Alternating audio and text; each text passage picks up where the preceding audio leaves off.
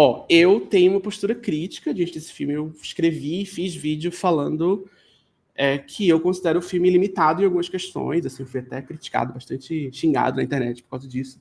Mas eu mantenho a minha opinião. Assim, eu sou crítico a esse filme. Eu não me envolvi tanto quanto ele. Eu reconheço todos os méritos. Eu acabei de descrever aqui vários aspectos muito positivos sobre o filme e considero ele um bom filme. Assim, mas eu tenho minhas críticas em relação a recortes e a maneira de se falar sobre ditadura, que eu considero uma maneira quase que hegemônica. Não sei se essa palavra é hegemônica, mas existe um discurso sobre ditadura militar no Brasil, na mídia, em alguns tipos de filmes, que são muito... que são palatáveis. São palatáveis para uma matéria do Fantástico, são palatáveis para uma reportagem do Jornal Nacional, que aí você coloca a ditadura como um lugar, como um período histórico problemático no Brasil, como um período histórico violento no Brasil, na medida em que a ditadura matou pessoas, entre aspas, inocentes.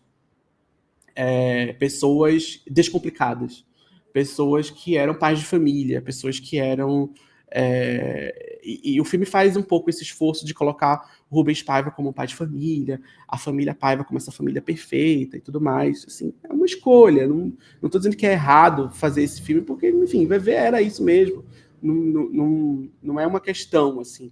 Mas existe esse discurso sobre ditadura no Brasil, onde, olha, não foram só os militantes que foram executados, as pessoas de família, né? Eu lembro de ouvir isso na escola, assim, o cara era preso porque ele tinha um livro que tinha uma capa vermelha, então o cara nem tinha envolvimento com nada, com nenhum ativismo político, mas ele foi preso mesmo assim. E aí é nesse momento que a gente se coloca a linha. A linha tá aqui, então, essa é a linha que separa quem é que pode morrer e quem é que não pode morrer. Ou seja, então, se ele fosse comunista mesmo, não tinha problema ter sido preso.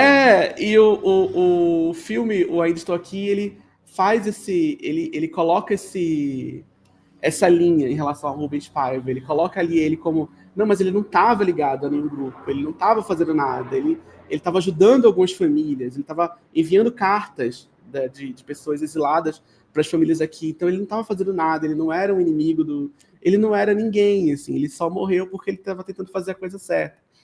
E aí a gente tem... Assim, existe essa narrativa, e eu acho que o filme se coloca nesse lugar de querer criar uma história de ditadura que é palatável para o maior número de pessoas e que vem de uma narrativa sobre ditadura que é palatável para um grande número de pessoas. Eu vejo o filme dessa maneira. É um filme baseado em fatos reais, é baseado num livro que foi escrito por uma pessoa, né, que era criança na época. Então, assim, existe esse aspecto de realidade, de ser uma história que é de fato de uma família que realmente existiu, sobre uma pessoa que realmente existiu.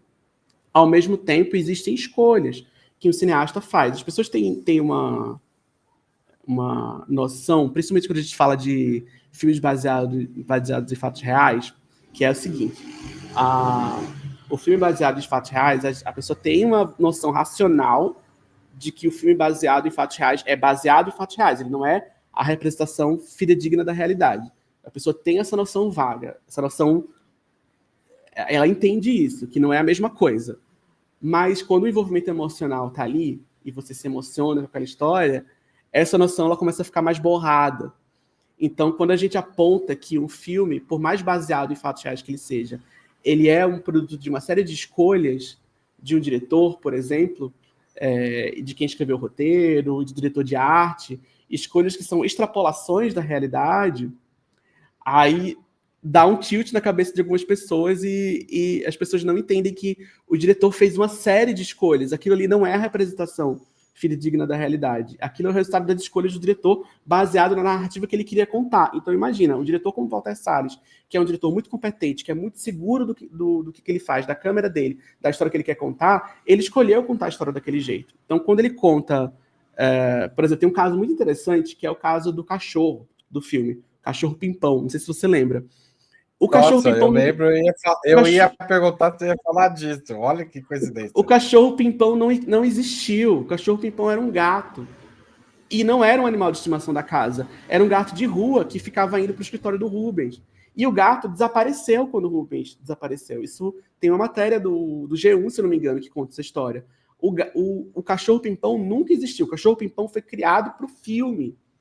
Então, assim, se o cachorro, que é uma coisa completamente inconsequente, foi uma coisa criada para o filme, várias outras coisas também foram criadas para o filme. Aquela casa onde a história foi filmada, ela não é de frente para o mar. A casa do Rubens Paiva, ela não existe mais, ela foi demolida há muitos anos. Eles reconstruíram a casa baseado no desenho de uma das filhas.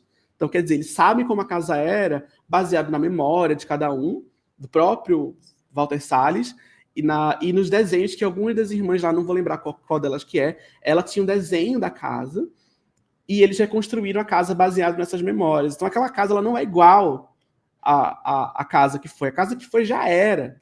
E eles não conseguiram construir a casa de frente para o mar, porque não tem mais espaço para construir a casa de frente para o mar. Então, o meu ponto não é a casa, não é nada disso. É só a gente reforçar que o filme, e o resultado que a gente vê no final, é o resultado de várias escolhas. E essas escolhas, conscientemente ou não, são ideológicas, partem de um lugar, né, que é o lugar do Walter Salles, é o lugar da equipe de arte, que é o lugar enfim, de todas as pessoas que fizeram parte daquele filme. Eu vejo esse filme como esse filme que vem de um lugar que quer vender, né, que quer contar uma história sobre ditadura, que é uma história que é mais palatável para uma grande audiência. Com essa história que é mais palatável, quando você faz essa escolha, né, de contar uma história que é mais palatável para uma grande audiência, vai ter uma série de questões que vão passar batido, talvez, que não vão aparecer, né? Quando você escolhe colocar... O filme tem 2 horas e um pouquinho, né?